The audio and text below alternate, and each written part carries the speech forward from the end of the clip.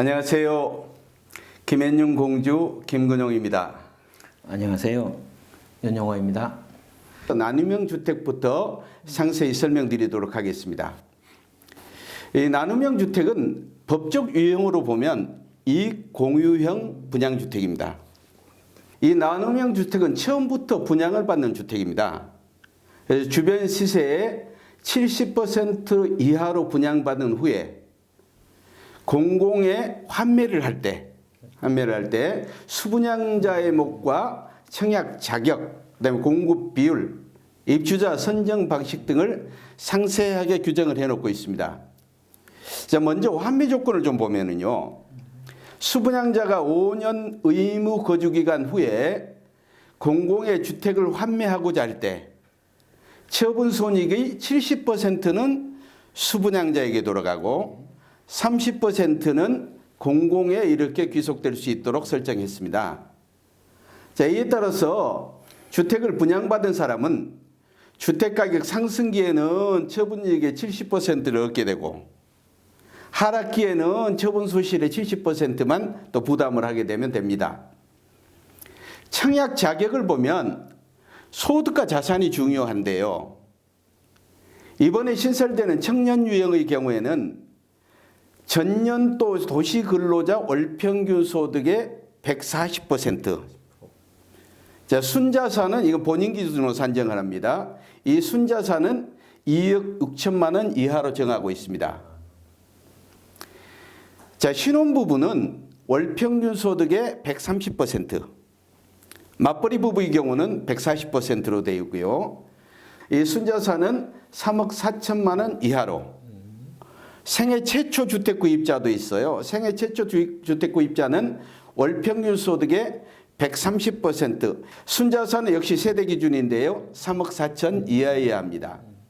전년도 도시근로자 월평균 소득의 경우 청년은 본인 소득 기준이고 신혼부부와 생애 최초 주택 구입자는 가구 소득 기준으로 이렇게 산정한다는 점을 여러분들께서 좀 유의를 하셔야 합니다.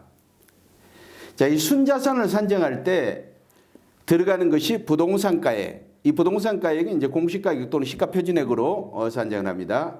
이 부동산가액, 자동차가액, 금융자산가액, 일반자산가액은 전체 더하고 부채는 차감을 해줍니다. 자, 구체적인 산출 방식은 여러분들이 나중에 분양 공고가 나올 때 공고문을 잘 살펴보셔야 실수가 없을 겁니다. 또한 청년 유형의 경우는 이제 소위 부모 찬스, 이 부모 찬스를 방지하고 내 집 마련이 꼭 필요한 이런 청년이 분양 기회를 얻을 수 있도록 하기 위해서 부모의 순자산이 소위 이제 상위 10%, 계략 산정해 보면 지금은 9억 7천만 원 정도 되는데 이 상위 10%에 해당하는 경우 청약 자격이 제한된다는 점도 알아두셔야 합니다. 이 주택 공급 비율을 보면 전체 주택 공급 물량의 80%는 특별 공급이 됩니다. 그 중에서 이제 청년이 15%, 신혼부부에게 40%, 생애 최초 주택 구입자에게 25% 이렇게 이제 80%가 특별 공급으로 되죠.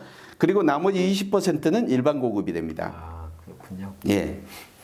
이때 이 특별 공급 대상이 되는 청년이나 신혼부부 또 생애 최초 주택 구입자에 대해서 좀 알아볼까요? 여기서 청년이라 하면 주택 소유 이력이 없는 19세에서 39세의 미혼 청년을 말합니다.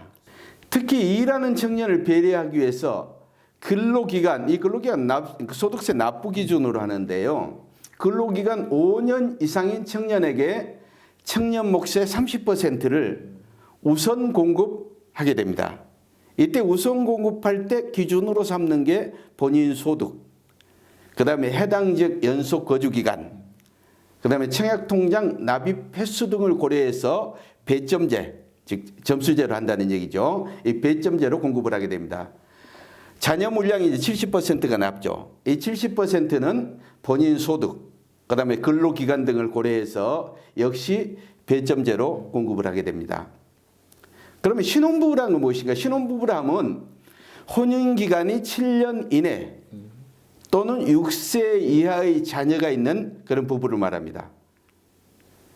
자, 혼인 장려 등을 위해서 특히 예비 신혼부부 또는 혼인 2년 이내 신혼부부, 여기서도 2세 이하 자녀를 둔 한부모 가족도 이 신혼부부에 포함이 됩니다. 포함을 해서 이 신혼부부에게 신혼부부 몫의 30%를 우선 공급합니다. 자, 우선 공급을 할 때는 가구 소득, 해당 지역 연속 거주 기간, 그다음에 청약 통장 납입 횟수 등을 감안해서 역시 배점제를 적용하게 됩니다. 그리고 이 자녀 물량 70%가 남는데 역시 자녀 물량 70%는 미성년 자녀 수, 그다음에 무주택 기간 등을 고려해서 역시 배점제를 적용해서 공급을 합니다.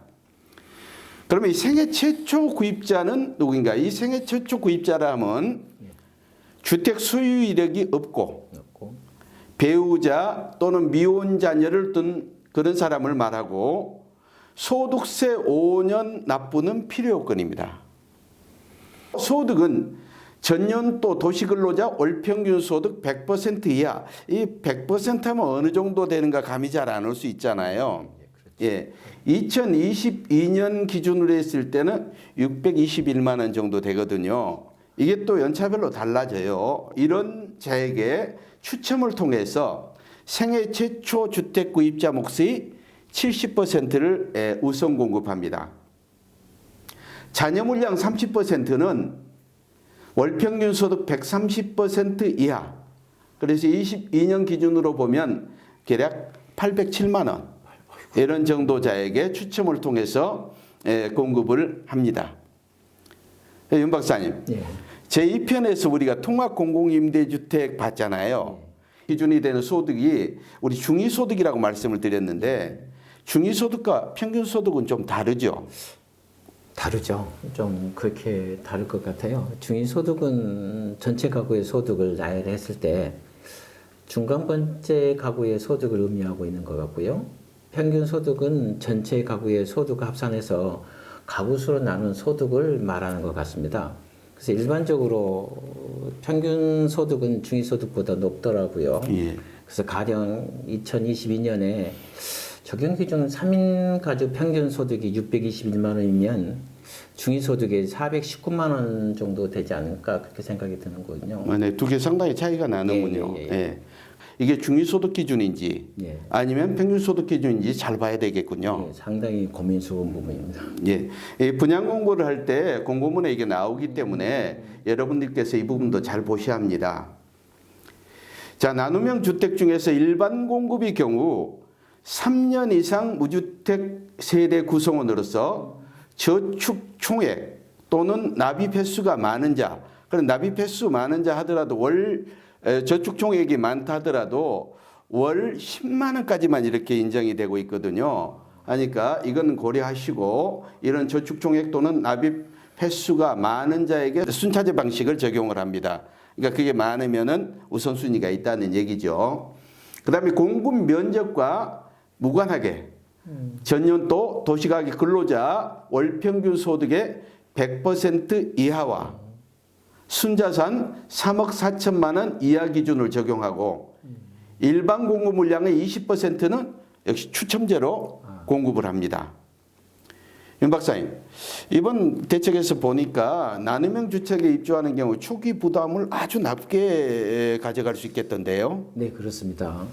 그 나눔형 주택은 그 금융 지원을 많이 합니다. 그래서 할인된 분양 가격의 최대 한 80% 정도를 대출하겠다고 합니다.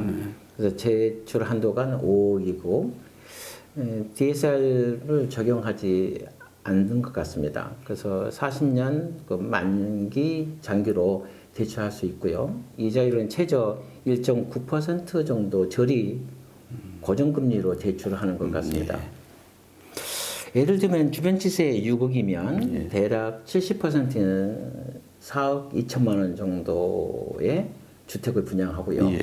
그냥 분양가의 80%인 그냥 3억 3,600만 원 정도의 장기 저리로 대출을 해주는 것 같습니다. 그러면 결국은 입주 시 본인 부담은 8,400만 원이면 가능하지 않겠냐 생각이 듭니다. 6억이 되는 주택을 8,400만 원에 들어간다고 한다면 초기 부담이 크게 줄어들 수가 있겠군요. 예, 그렇습니다. 예. 예, 또한 이제 여기다가 더해서 우리 건물 값만으로 저렴하게 또 내 집을 마련할 수 있는 그런 토지 임대부 주택도 공급할 계획이라고 합니다. 예. 이 토지 임대부 주택이라는 것은 이 나눔형 주택의 청약 자격, 입주자 선정 방식 등을 또 동일하게 이렇게 적용해서 절반값으로 이렇게 공급을 하는 그런 겁니다. 그래서 전체 건설 물량의 또 10% 범위 내에서는 지자체 여건에 맞는 그런 공급 대상, 예를 들면 다자녀 가구 등에게 이렇게 공급할 수 있도록 재량권도 부여한다고 합니다. 예, 감사합니다. 감사합니다.